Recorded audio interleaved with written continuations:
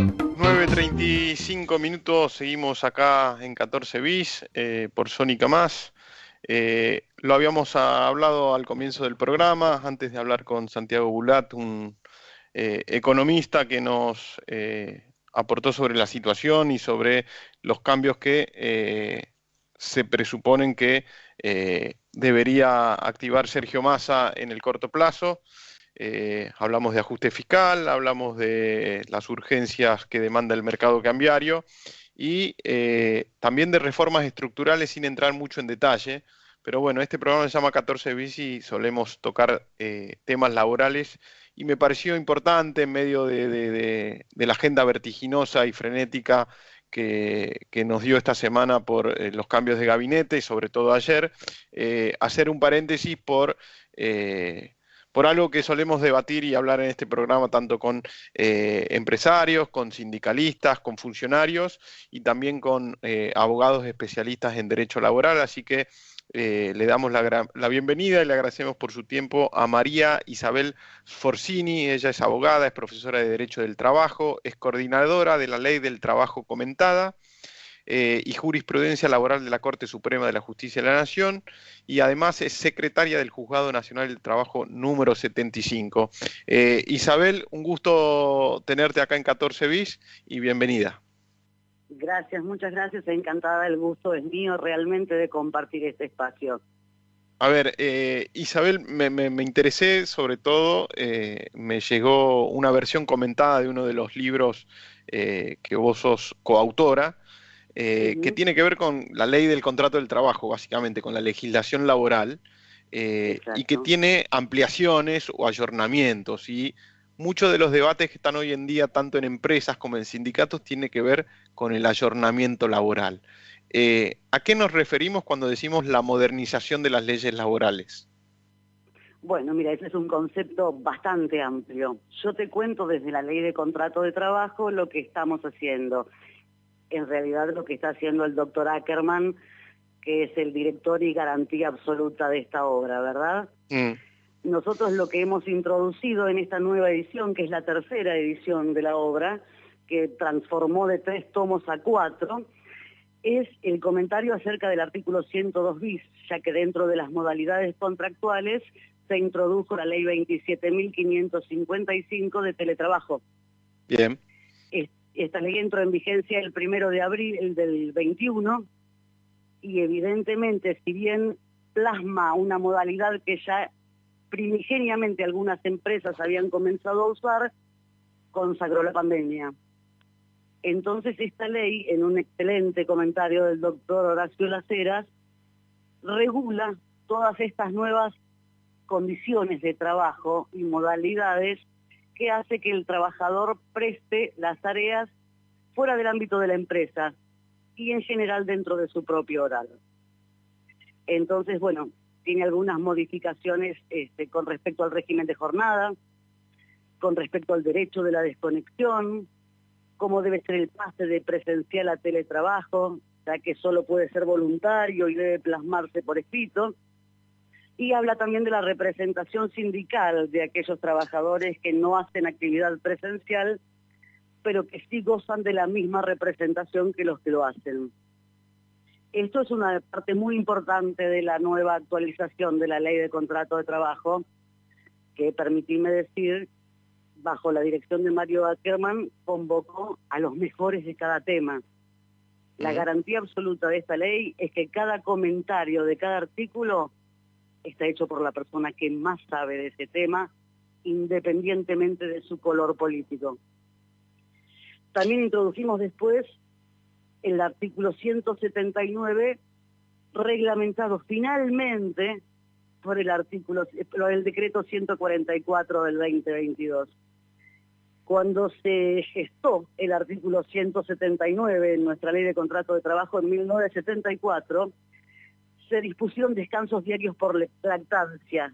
En ese caso se hablaba solamente de la madre, ¿verdad? La madre de lactante. Hoy ya hemos incluido todos los géneros, sabemos que hay hombres trans con posibilidad gestante, entonces todo eso ya está incluido en el nuevo articulado. Bueno, y después de 48 años de postergación, la Corte Suprema de Justicia, en el fallo Echeverri y otros contra Estado Nacional, ordenó al Ejecutivo la reglamentación del artículo 179.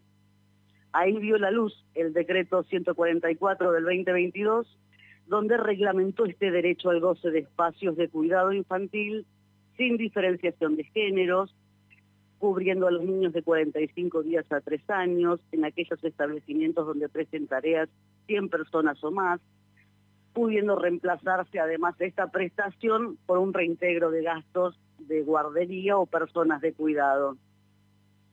Finalmente, una nueva introducción que debimos hacer en esta ley al modernizarla es la nueva redacción del artículo 252 de la Ley de Contrato de Trabajo, que nos habla de la extinción del contrato de trabajo por jubilación del trabajador. Esta vez la ley va a decir que la intimación a iniciar trámites jubilatorios, que sabemos que es una facultad del empleador, puede realizarse cuando el trabajador cumpla 70 años y reúna los requisitos para acceder a la prestación básica universal. Acá tenemos entonces algunas modificaciones respecto a la dirección que lleva a la ley 24241, donde la edad jubilatoria y el acceso a la edad jubilatoria es de 65 años a los hombres y 60 a las mujeres hasta ahora. Perfecto. Esto entonces nos permitió modernizar al año 2022 la ley de contrato de trabajo, con una explicación exhaustiva y detallada de cada uno de estos temas.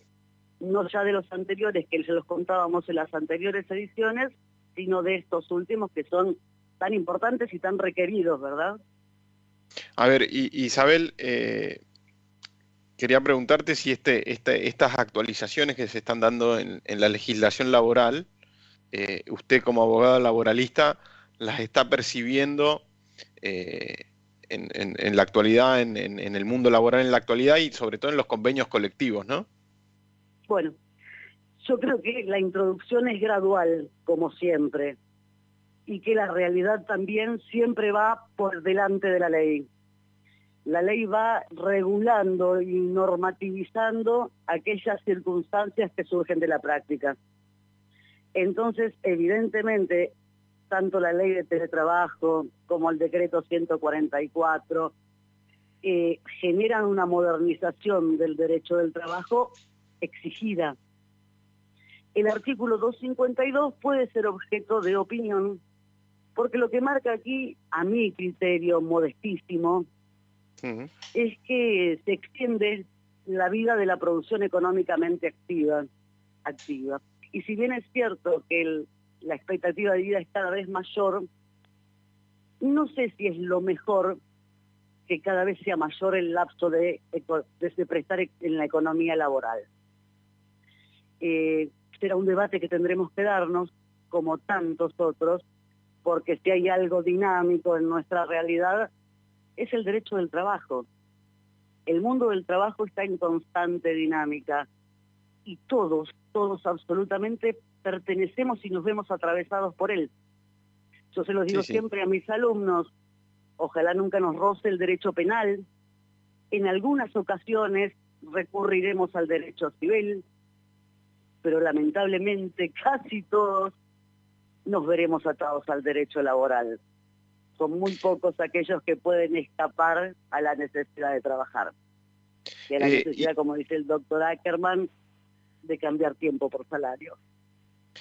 Isabel, le hago una pregunta puntual sobre la ley de teletrabajo, que fue uno de los puntos más cuestionados cuando surgió la normativa. Todavía estábamos en pandemia. En pandemia me refiero a niveles de encierro y al teletrabajo por obligación, porque había limitaciones para circular. Y tiene que ver con esto de que el sector empresario debe garantizar un lugar físico de trabajo a sus empleados, más allá de que estos decidan hacer teletrabajo. Es decir, mantener la oficina a pesar de que sus empleados trabajen en sus hogares. Fue uno de los puntos más cuestionados por el sector empresario. Bueno, yo creo que no se debe tomar literalmente esto que dice la ley. Primero tenemos que tener en cuenta que el pase del trabajo presencial a voluntario, a teletrabajo, es voluntario. No puede exigírsele a ningún trabajador presencial que trabaje en su casa si no tiene las comodidades mínimas necesarias. Lo que sí creo, y también lo dice la ley obviamente, que debe proveer el empresario son los medios técnicos de trabajo, cosa que ya cubría la ley de contrato de trabajo. Esto es, tiene que tener un hardware y un software que respalden la posibilidad de la actividad. Yo te puedo contar, mirá, desde mi actividad en el Poder Judicial. Nosotros fuimos de los primeros no esenciales en empezar a trabajar con esta modalidad de teletrabajo que jamás habíamos utilizado. Y nos largaron. Nos crearon un sistema a través del cual podíamos acceder a los expedientes y nada más. Y de a poco se fueron gestionando las posibilidades, accediendo a los elementos técnicos, ya que fíjate, si el Estado le ha costado tanto ayornarse para llevar adelante el teletrabajo, tampoco consideramos que sea una labor fácil para los empresarios. Pero te vuelvo a repetir, al ser algo voluntario, no es obligatorio, obviamente, que el empresario determine la existencia de una nueva habitación escritorio en la casa del trabajador. Es un lugar mínimo donde se cuente con los medios técnicos y donde no se ve afectada la calidad de vida del trabajador. Porque si algo tiene el derecho del trabajo como característica y como esencia, es el resguardo de la calidad de vida del trabajador. Entonces jamás ¿Qué opinión tiene? Legal.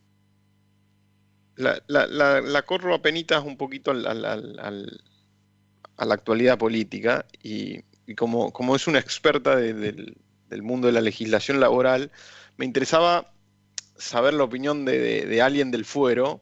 ¿Qué opina cuando escucha que un presidente o un expresidente se refiere a ustedes como la industria del juicio? Lamentablemente, la legislación laboral ha sido una moneda de cambio de todos los gobiernos y de todos los colores políticos en su trato con la empresarial. ¿Cómo se refirieron a nosotros? Y yo le podría contar un sinfín de anécdotas en mi joven vida de 57 años y 25 elija una, Isabel, elija una. Ay, por Dios. La industria del juicio yo creo que ha sido lo más liviano que han dicho de nosotros. Evidentemente, como el viejo refrán, cada uno habla según cómo le va en su molino y según cómo le conviene en la coyuntura política en la que se encuentre. Y esto no tiene diferenciación de gobiernos, no tiene diferenciación de partido político. Algunos han sido más hostiles que otros con respecto a la capacidad de otorgar derechos al trabajador.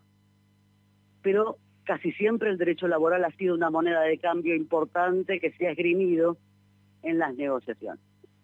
Fíjese, si no, con el FMI es una de las primeras políticas que se exige. Sí, sin duda. Isabel, a ver, se habla que es un fuero muy politizado. Eso está claro. No está claro. No, a ver, sí, está. A ver, es muy común y acá es cuando yo digo que la legislación y la ley, la normativa es la que tiene que ser la guía. Y digo, si uno habla con un abogado laboralista que defiende empresarios, tiene una mirada; si uno habla con abogados laboralistas que defienden a los trabajadores, tiene otra mirada. Exacto. Hay visiones económicas del derecho y visiones jurídicas de la economía. Todo depende de qué clase de sociedad queremos. Ahí es cuando voy yo, Isabel. A ver, digo, hay miradas económicas y otras miradas más ajustadas al derecho. Digo, el fuero laboral, me atrevería a decir que es uno de los más contaminados políticamente, y uso la palabra contaminados para ver si es que usted está de acuerdo con que yo utilice este término de contaminado políticamente. Contame a qué te referís con eso. Donde la política tiene mucha influencia. Mira, yo creo que disiento con vos, desde adentro. Por eso le preguntaba, porque a ver, usted está desde adentro, sí, yo lo veo desde afuera, supuesto, entonces me interesaba tener su opinión. Comprendo perfectamente, también sé que somos objeto de una publicidad negativa absoluta que también sirve para llevar a cabo flexibilizaciones laborales que no son lo mejor para la sociedad. Entonces sirve para eso con mucho tirarnos tierra. Yo creo que al revés, mira, es uno de los menos politizados de todos los fueros. Primero partamos de la base reglamentaria. En el foro laboral solo se asciende por examen. El dedo no existe. El nombramiento político casi no existe.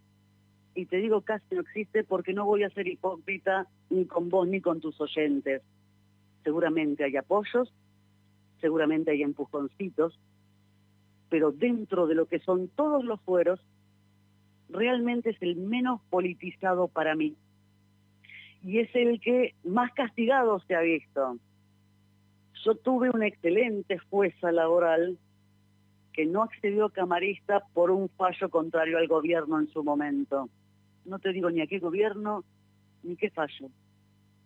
Pero te digo que una jueza como la doctora Dora Temis se vio imposibilitada de acceder a la Cámara por una cuestión así. A mi criterio, humildísimo. Tal vez fueron otros los motivos, capacidad le sobraba, pero bueno, habría que ver qué es lo que llevó al Senado en ese momento a no aprobar su pliego. Hago un paréntesis para que los oyentes entiendan. Sí, perdóname. La jueza a la que hizo mención María Isabel, corríjame usted, pero había fallado a favor de los docentes en un conflicto durante la gestión de Macri. Entre tantos otros fallos. Entre tantos otros, pero supongo que Antes se refiere Macri, a ese que fue el políticamente de mayor impacto. Tal vez sea eso. Realmente yo conozco gente muy proba dentro del derecho laboral, entonces me duele cuando se habla de él bastardeándolo de esta manera. No lo digo por vos, por favor, sé que es la opinión pública. Ya lo sé. Pero realmente me duele porque yo conozco gente que se va de sus despachos a las 8 de la noche, que se enfrenta a cosas bravas, ¿entendés? Que se enfrenta a una manifestación política frente al juzgado, y tanto de uno como de otro lado, manifestaciones políticas y manifestaciones sindicales. Así que realmente yo defiendo este fuero, pero te juro que lo defiendo con convicción y con argumentos. Isabel, perdóname que me extienda tanto en cada respuesta. No, está perfecto y a ver, estamos hablando con María Isabel Sforzini, que es abogada y profesora del Derecho del Trabajo. Participó de las actualizaciones de un libro que trata sobre la ley de contrato laboral, sobre la legislación laboral y algunas actualizaciones, modernizaciones que son súper valiosas. De hecho, me pareció súper oportuno hacer un punto aparte en medio de esta agenda frenética con cambios de gabinete y hablar de esto. Está bien, este programa se llama 14 bis y solemos tocar estos temas, pero en una jornada tan caliente y tan agitada me pareció oportuno incluso hacer un punto y poner el ojo en el derecho laboral. Así que Isabel, le agradezco por su tiempo y seguramente la estaremos llamando alguna otra vez para profundizar sobre los avances del teletrabajo o sobre alguna consulta también del fuero laboral que sé que lo conoce muy bien. Cuando gusten, yo estoy a disposición de ustedes. Muchas gracias, María Isabel. Gracias a ustedes. María Isabel Sforzini pasó acá por 14 bis.